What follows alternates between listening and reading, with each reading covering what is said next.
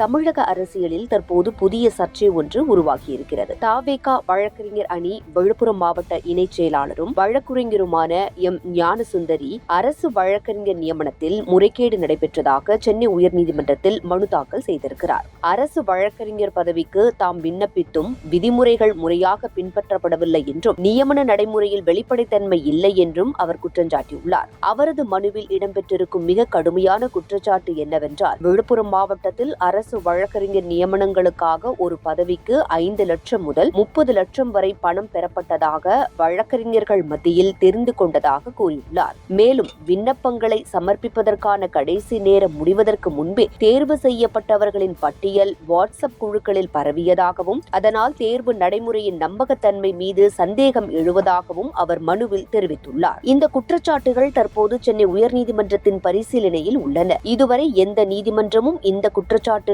உண்மை என்று உறுதிப்படுத்தவில்லை. அதேபோல் லஞ்சம் பெற்றதாக எந்த அதிகாரப்பூர்வ விசாரணை அறிக்கையும் வெளியாகவில்லை. எனவே இவை அனைத்தும் தற்போது மனுதாரர் முன்வைத்துள்ள குற்றச்சாட்டுகள் மட்டுமே என்பதையும் கவனத்தில் கொள்ள வேண்டும். இருப்பினும் இந்த விவகாரம் அரசியல் அரங்கில் பெரிய விவாதத்தை ஏற்படுத்தியிருக்கிறது.